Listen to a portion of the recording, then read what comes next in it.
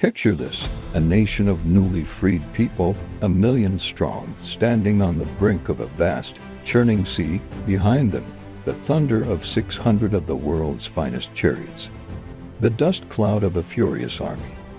Growing larger and larger, the sound is terrifying. They are trapped. After 400 years of slavery in Egypt, after 10 miraculous plagues forced the hand of the mighty Pharaoh, their dream of freedom is about to be swallowed by the waves or crushed under chariot wheels. Can you imagine the panic, the absolute terror? The cries of fear and accusation rise against their leader, Moses. Was it because there were no graves in Egypt that you brought us to the desert to die? It's a moment of complete and utter desperation. They had tasted freedom, only to find themselves cornered, facing certain death. But Moses, their prophet, stands firm against the tide of panic. He raises his voice above the cries of despair, his words a beacon of impossible hope. Do not be afraid, he declares. Stand firm, and you will see the deliverance the Lord will bring you today. The Egyptians you see today, you will never see again.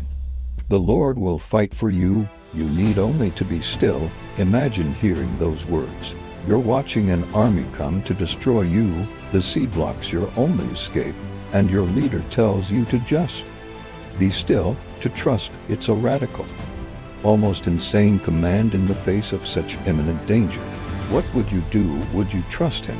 As night falls, a divine pillar of cloud and fire moves between the Israelites and the Egyptians, a supernatural barrier holding back the vengeful army, plunging the Egyptian camp into darkness while giving light to the Israelites. It was a temporary reprieve, a moment of suspense holding the entire fate of a nation in the balance. Then, the unthinkable happens. Following God's command, Moses walks to the edge of the Red Sea. He stretches out his hand, not with a sword, but with a simple wooden staff, over the roaring waters. And all through that long, dark night, a powerful east wind begins to blow. It's not just a strong gale, it's a force of nature being commanded, a wind with a purpose. It howls and pushes against the sea, relentlessly driving the waters back. Slowly, miraculously, a change begins. The waters start to separate. The sea, that impassable barrier, is being split right down the middle. It's a sight that defies all logic, all experience. A path begins to form where there was only water, a corridor of dry land appearing right through the heart of the sea. As the path widens, the water doesn't just recede, it rises. It piles up on either side, forming two towering vertical walls of water. Imagine walking onto that path. On your right, the sheer cliff of liquid, churning and alive. On your left, the same. Above you, the sky, and beneath your feet, dry ground. The seabed, miraculously dried by the wind. It must have been an awe-inspiring, terrifying spectacle. The Israelites, their fear turning to stunned silence, begin to move. A nation on the march, walking between liquid walls, a corridor of salvation carved through an ocean. Men, women, children, and their livestock, walking on the floor of the sea, shielded by the very water that was meant to be their doom. Their faith, which had faltered just hours before, is now ignited by a miracle of unimaginable scale. They are walking through a testament to a power far beyond any earthly king or army. The Egyptians, blinded by their rage and arrogance, see the path and don't hesitate.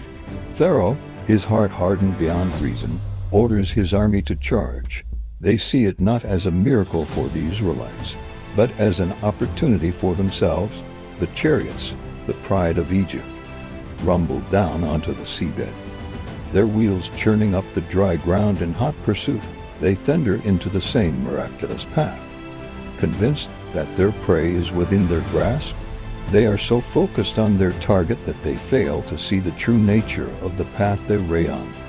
They're not just chasing the Israelites, they're driving straight into a divine trap.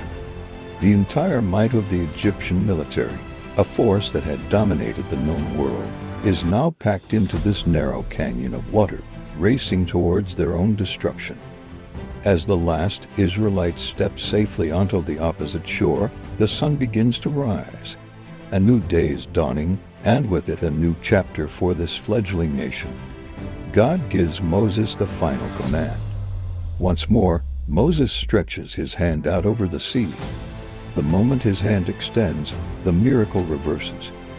The supernatural force holding back the ocean is released. The mighty east wind ceases. The towering walls of water, which had stood as pillars of salvation for the Israelites, lose their form. With a deafening roar, they collapse inward. The sea crashes back into its place, a violent, chaotic torrent of water. The path of dry land vanishes in an instant. The Egyptian army is caught. There is no escape. The chariots are overturned, the horses panic, the soldiers are thrown into the churning abyss. The full, untamed power of the Red Sea engulfs them all. On the far shore, the Israelites watch in stunned silence. The army that had terrorized them for generations, the symbol of their oppression, is gone, washed away. As the morning light illuminates the scene, they see the wreckage chariots, weapons, and the bodies of their former masters washed up on the shore.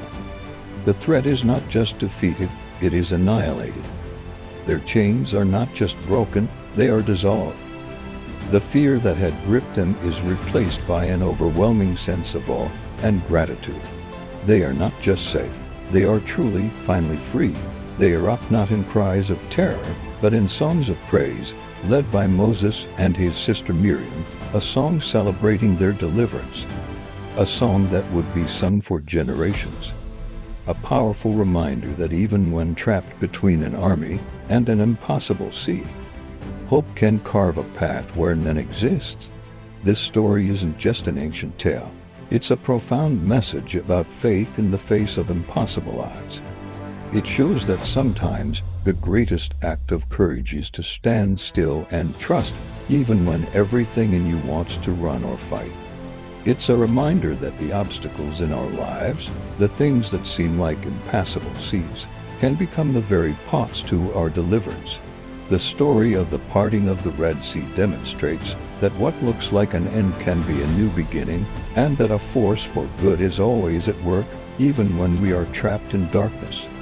It's a testament to the idea that faith isn't about the absence of fear, but about moving forward despite it. Thank you for watching, and if this story inspired you, please like, share, and subscribe for more content that explores the powerful narratives that have shaped our world. See you next time.